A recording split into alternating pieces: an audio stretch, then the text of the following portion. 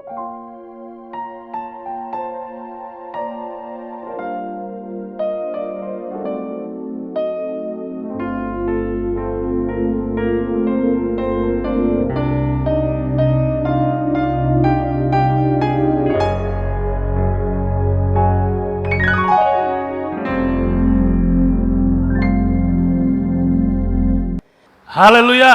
puji Tuhan. Selamat malam, selamat kita bertemu lagi dalam renungan malam Sosianim. Pemeliharaan Tuhan, tuntunan Tuhan, memimpin kita sampai ada pada saat malam hari ini. Mari sebelum kita mulaikan renungan malam kita berdoa sejenak. Ucap syukur untuk kebaikan Tuhan, terima kasih untuk kesempatan malam hari ini. Kami bisa lagi dipertemukan melalui media online untuk kami bisa merenungkan firman Tuhan. Apa yang Tuhan inginkan untuk kami perbuat. Berbicaralah Tuhan lebih dalam lagi.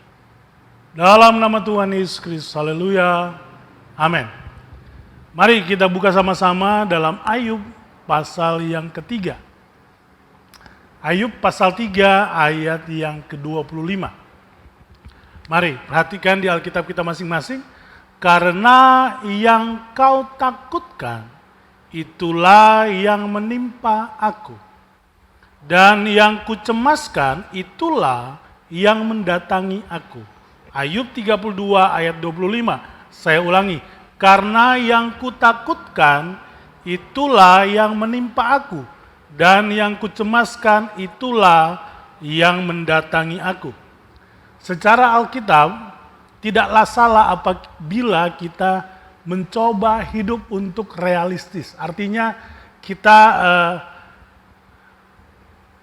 merasa takut, merasa khawatir, itu adalah hal yang realistis dalam kehidupan manusia. Karena mengabaikan suatu bahaya merupakan tindakan bodoh dan salah.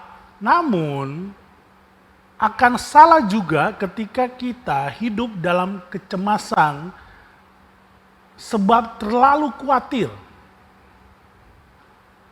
Jadi tidak salah ketika realitas gitu. Jadi karena ada masalah kita khawatir. Tetapi ketika kita hidup atau kita terpuruk karena kecemasan itu, itulah yang akan membuat kita dalam hal yang tidak nyaman. Tema malam hari ini adalah menang atas rasa cemas. Apa sih arti rasa cemas?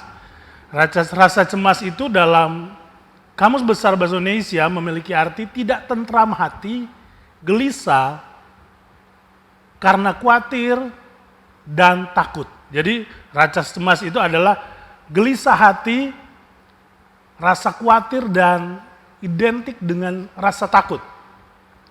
Jadi tidak boleh kita terbawa dalam arus kecemasan ini. Bagaimana agar kita bisa menang dalam kecemasan? Mari kita akan bahas ini satu persatu. Yesaya 26 ayat ketiga. Yesaya 26 ayat yang ketiga. Yang hatinya teguh, kujagai dengan damai sejahtera, sebab kepadamulah ia percaya. Yang hatinya teguh, kujagai dengan damai sejahtera, sebab kepadamulah ia percaya. Yang pertama, agar kita bisa menang dari kecemasan, lewatilah hari bersama dengan Tuhan. Lewatilah hari demi hari bersama dengan Tuhan. Jangan cemas, karena ketika kita teguh hati bersama dengan Tuhan, maka Tuhan akan menjagai kehidupan kita. Tuhan akan mewarnai kehidupan kita dengan mujizat, dengan kuasa, dengan pertolongan. Tetapi tidak boleh cemas, harus teguh hati. Tidak boleh khawatir, tetapi harus teguh hati. Maka syarat yang pertama untuk kita tidak cemas adalah lewatilah hari-harimu bersama Tuhan. Mulailah semua kegiatan bersama dengan Tuhan. Baik dalam membuka usaha, memulai perjalanan, memulai belajar, memulai apapun. kita lewati bersama dengan Tuhan. Ketika hati kita teguh, maka firman Tuhan berkata, hari kita dijagai oleh Tuhan. Yang kedua, bagaimana kita bisa menang atas kecemasan? 1 Petrus 5 ayat yang ke-7 dan Filipi 4 ayat 9. 1 Petrus 5 ayat 7, serahkanlah segala khawatirmu kepadanya, sebab ia yang akan memelihara kamu. Filipi 4 ayat yang ke-19, Allahku akan memenuhi segala keperluanmu menurut kekayaan dan kemuliaannya dalam Kristus Yesus. Yang kedua, ubah pemikiran takut dengan beriman kepada janji Tuhan. Agar kita bisa menang dari rasa takut, cemas. Ubah kekhawatiran itu. Imani janji pertolongan Tuhan. Tuhan akan mencukupi segala sesuatu yang kita perlukan. Patokannya adalah kuasa Tuhan. Menurut kuasanya, siapa manusia yang bisa mengukur seberapa besar kuasa Tuhan? Tidak ada. Tidak terbatas. Ketika kita berbicara tentang kuasa Tuhan, kita berbicara tentang kuasa yang tidak terbatas. Maka kekhawatiranmu 0, sekian mungkin dari kuasa Tuhan. Tapi ketika kita terlalu tenggelam dalam rasa khawatir, maka secara tidak langsung kita sudah mundur dari kuasa Tuhan. Kita keluar dari jalurnya Tuhan. Lalu apa yang kutakuti itu akan menimpa. Kenapa? Karena ketika kita terlalu khawatir, kita keluar dari jalur Tuhan. Jangan pernah kita berpikir bahwa Tuhan akan meninggalkan kita. Tuhan tidak pernah meninggalkan kita. Kita yang meninggalkan Tuhan. Tuhan ada di posisinya kekal. Dia penyayang. Dia pengasih. Dia yang selalu mengampuni. Kita yang ketika jatuh, kita mundur dari Tuhan. Ketika kita khawatir, kita mundur dari Tuhan. Ketika kita takut, kita mundur dari Tuhan. Maka saat ini, agar kita bisa menang dari kecemasan, yang kedua adalah ingatlah janji Tuhan. Ganti kekhawatiranmu dengan mengimani bahwa Tuhan selalu menolong kita. Hal yang ketiga,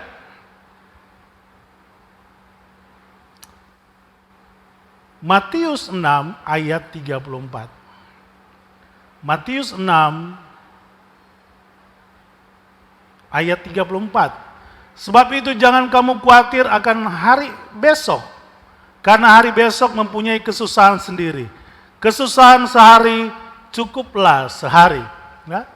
Banyak orang yang mengartikan ini, tetapi saya mendapat suatu hal yang baru menurut saya, bahwa ayat ini meminta kita untuk mengatur segala sesuatu dengan baik. Ayat ini mengajarkan kita supaya dalam setiap kehidupan kita, kita mempunyai plan, kita mempunyai satu perencanaan yang bagus. Sehingga hari ini, selesai hari ini, besok ada urusannya yang lain.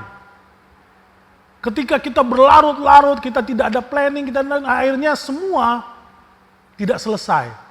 Jadi anak Tuhan yang baik tidak hanya mengandalkan kuasa Tuhan, tetapi dia juga orang yang pintar memanage waktu. Dia juga pintar mengatur uang. Dia juga pintar mengatur segala sesuatu. Ya, jadi berbicara tentang pertolongan Tuhan tidak akan terjadi kepada orang yang tidak bisa mengatur waktu. Pertolongan Tuhan tidak akan terjadi kepada orang yang boros. Pertolongan Tuhan tidak akan terjadi kepada orang yang tidak ada strategi dalam kehidupannya. Pertolongan Tuhan akan lengkap dalam kehidupan kita. Agar apabila kita pintar juga dalam mengatur waktu. Kita membuat schedule, kita mengatur strategi, ada segala sesuatu yang diatur. Karena Tuhan pun itu adalah Tuhan yang penuh dengan strategi.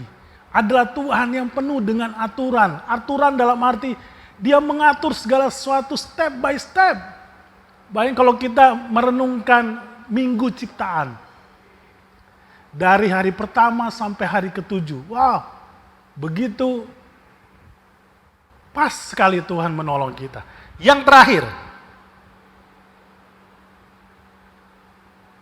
bagaimana supaya kita menghilangkan rasa takut dan khawatir itu.